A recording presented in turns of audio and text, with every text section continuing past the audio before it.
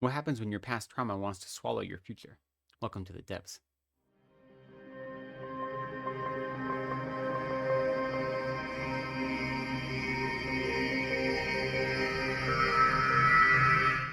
Hello, welcome to Reading from the Depths. My name is Lecton. Thank you for spending some time with me today. Today I have another review for you. This is a review of What the Woods Took by Courtney Gould. This is being published in December of 2024 by Wednesday Books, and I received a complimentary copy in exchange for an honest review. And this story surprised me in so many ways. So, the heart of the story, you follow a young woman, a 17, almost 18-year-old woman named Devin. So, the heart of the story, and I'm not giving anything away, this is all part of the jacket copy, is that Devin is kidnapped from her room in the middle of the night from her most recent foster home, and she's being taken to essentially like a reformation camp for troubled youth. And she's there with four other youth who all are troubled in some way, and they need to undergo this wilderness therapy that's going to set them on the right path in life and fix all of their problems. And they have a 50-day hike through the woods, and after a week or so they wake up and their two counselors are missing, and they're not sure if this is part of the therapy, if they're supposed to just keep going on, or what is happening. And then all of a sudden they notice there are things in the woods, and there are dangers in the woods that don't seem to be human, and they have to navigate what to do, how to get out of the woods, how to trust each other, and so forth. Recently I've read a number of different kind of horror based on conversion therapy and the ideas of converting queer folk to be normal. And those are camps and programs, usually religious based, that are really about denying who these people are and about causing all sorts of psychic and often physical harm as well. And so I expected this to be that. I expected that's what this program was, and that there was nothing wrong with these kids, but they were just being attacked for who they were. But that's not the case here, which I think makes this story really stand out. So obviously, this type of program, this they call it wilderness therapy, is not a actual useful type of restorative care for troubled youth, and it is harmful, and it doesn't actually fix any problems. So I don't support that. But when they get to this camp and you meet these counselors, you realize that they do really care about these kids, and these kids are troubled. To some extent, the characters are almost archetypes or a motley crew of what it means to be troubled. Devin, our main character, she has gone from foster home to foster home to foster home. You can tell that there is some sort of trauma and some sort of abuse in her past, that she is very nihilistic, and her first answer is always violence. She is troubled. She needs help. Now, I don't think this program is going to help her, but she definitely needs help. And when you follow her perspective for most of the story, that you go back and forth between two perspectives, but she's one of them. And she explains her knee-jerk reaction to things, and it's not a healthy reaction. So she needs help. It's not like it is just her existing in a society that doesn't understand her. And that is definitely part of it, but there's a bigger problem, which is that she needs to be cared for, and she's not being cared for. And similar, there are four other teenagers that are part of this program, and one of them is doubtful how troubled she is, quote unquote, but the other ones all have skeletons. They all have problems, whether it be problems with drugs, whether it be problems with authority, whether it be problems with their parents. All of them have problems with their parents or parental figures, and they all have experienced some sort of trauma that they need to work out, and they are acting out, misbehaving, and in need of help.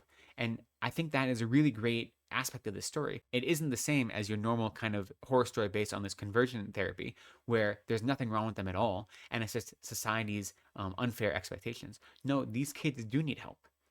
So that makes it uncommon from the get-go. However, the help they're being given in this wilderness therapy isn't really useful. Having said that, though, you meet the two counselors, Ethan and Liv, and they seem genuine. They seem like they want to help these kids, that they care about them, that they want to explore their emotional and psychological issues in meaningful ways, and they don't feel like there's any judgment. They feel like they are genuine. Now, both of them, this is their first time doing this, and they're both young themselves. They don't have any real training, because in these kind of programs, you don't have to be any sort of professional. You just have to be someone willing and able.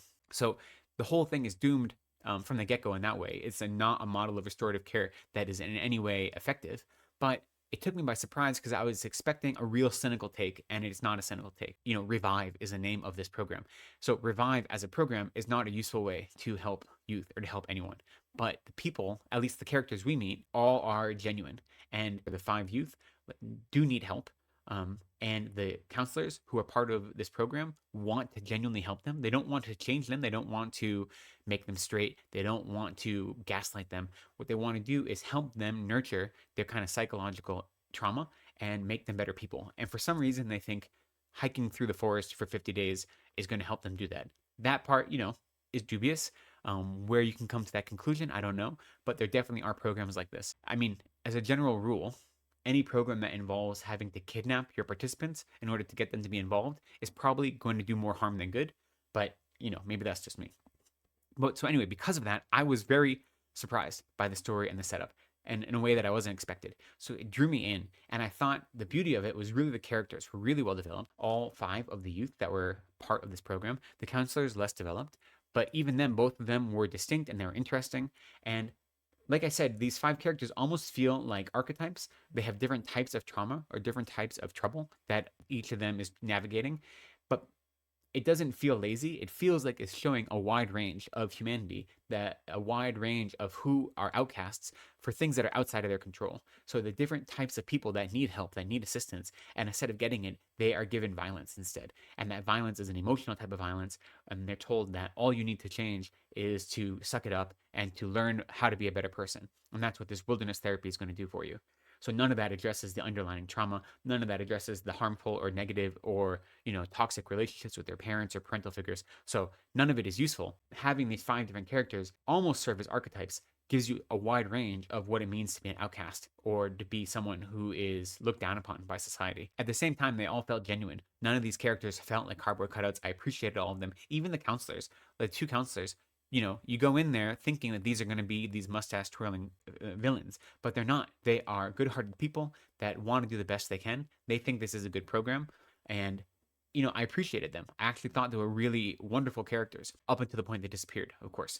I think the writing in the story was quite direct. It wasn't frilly in any way, and I appreciated it. It kept the story moving. We have 2 main points of view that we follow between. The first one being Devin, and then another one of the characters named Ollie. And so, like I said, there are 5 characters. Devin, I think, is the oldest. She's 17, almost turning 18. And then you have Sheridan, who is like the bully of the group.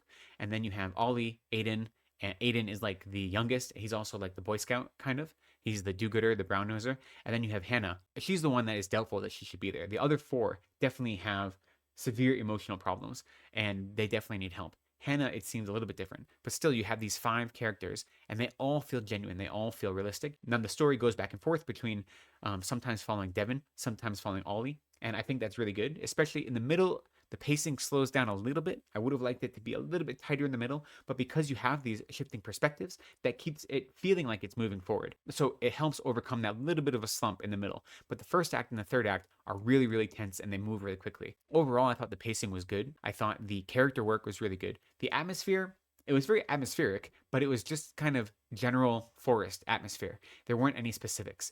And because of that, I would have liked more menace, and I've spent time in national forests, not in Oregon or the Midwest, but in New England. And, forests have their own feeling, right? Different forests feel different depending on what kind of trees there are, depending on what kind of wildlife there is, depending on all these different factors. And this just felt like generic forest, which was fine. It was a strong atmosphere. It was oppressive insofar as they were in the middle of nowhere and didn't know how to get out. They had barely had a trail that they could follow. So that worked. It gave you this feeling that was useful. But I would have liked a little more menace in the forest. And maybe in the last quarter of the story, the forest really became menacing itself. Not just the creatures in the forest, but the forest itself. But I would have liked a little more character to the forest. I thought it was like a missed opportunity. However, that is like a small quibble because you still had this great atmosphere of being in the middle of nowhere. Now, the heart of the story is that there are things living in the woods that presumably took their counselors away. That's why they're missing one morning. You don't know. Now, I'm not going to say much more about these creatures in the woods because I don't want to give anything away about what they are or are not, but I think it's really smart the way they're used, the way they're employed. There are some action scenes that are really, really gripping. I wouldn't have minded a few more action scenes, but the ones we had were really well written. They're well paced. They had me at the edge of my seat, which is what you always want. Now, there is interesting character growth and development among our main characters, and I will say it seemed to happen a little bit quickly. Do you know what I mean? Where they started and the amount of trauma and difficulties they had, the reason they were sent to this wilderness therapy in the first place, and where they ended up, those that make it out, because I'm not going to say if all of them do make it out, but those that make it out, where they end up, that character arc was, it just felt rushed a little bit. And I mean, it makes sense insofar as you want a strong character arc, and going through what they go through together in the forest definitely will precipitate change, but it just feels a little bit too easy considering how difficult their lives have been up until that point. but it's okay. It isn't distracting. It doesn't feel like unearned. You know, the experiences they go through together in the forest definitely earns them some character growth. So it's nice to see at least that there is this arc. There is movement. In the end of the day, my kind of complaints that it slows down a little bit in the middle, that the character growth seems a little bit rushed, and that the forest is kind of a generic atmospheric forest and not anything too specific. Those are really small quibbles in a really human story.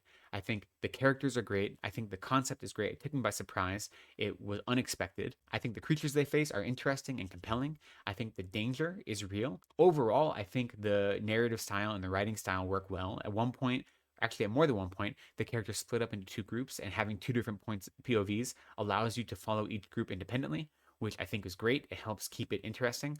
And overall, I think this is a great story. I think it is exploring what is it that haunts us. You know, what happens when our traumas are trying to steal our future away from us? And if we don't deal with our trauma, we don't deal with the difficult things we've experienced in our life, then not only will they haunt us, but they'll consume us.